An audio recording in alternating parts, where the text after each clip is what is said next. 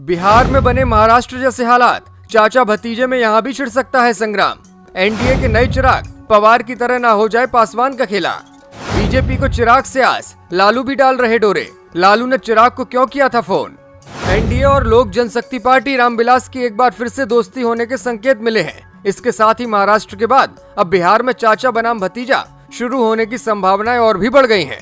दरअसल चिराग और उनके चाचा पशुपतिनाथ पारस के बीच सीटों को लेकर पेच फंस सकता है। माना जा रहा है कि गठबंधन को लेकर बीजेपी नई साझेदारी को अंतिम रूप देने का प्रयास कर रही है। वहीं खुद चिराग भी राजधानी दिल्ली पहुंचे थे, जिसके बाद संभावना है कि वो केंद्रीय गृह मंत्री अमित शाह से मुलाकात कर सकते हैं। सूत्रों के मुताबिक गृह मंत्री नित्यानंद राय और चिराग के बीच पटना में लंबी बातचीत हुई। हालांकि अमित शाह से वार्ता को लेकर चिराग ने अभी कुछ नहीं कहा है। माना जा रहा है कि शाह और चिराग की बैठक में सीट बंटवारे पर चर्चा होगी।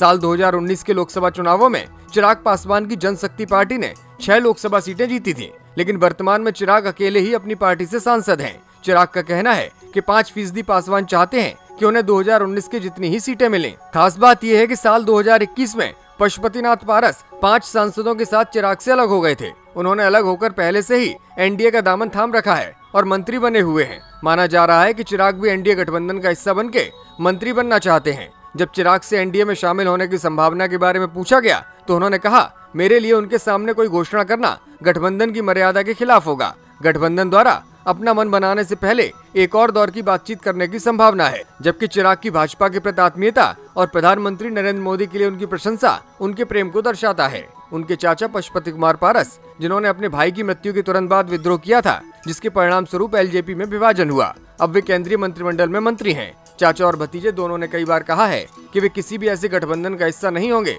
जिसमें दूसरा शामिल हो। चिराग ने अपने चाचा के बारे में कोई बयान नहीं दिया। हालांकि उन्होंने ये स्पष्ट कर दिया कि उनकी पार्टी बिना किसी संदेह के हाजीपुर से लोकसभा चुनाव लड़ेगी, जिसे उनके पिता ने कई कार्यकालों तक पाला था और वर्तमान में उनके चाचा के पास है। जमुई से दूसरी बार सांसद बने चिराग से पूछा गया कि क्या उन्हें भी केंद्रीय मंत्रिपरिषद में जगह दी गई है। उन्होंने कहा, गठबंधन का हिस्सा बनने का मेरा फैसला मंत्री पद से ज्यादा लोकसभा और विधानसभा चुनावों की संभावनाओं से प्रभावित होगा।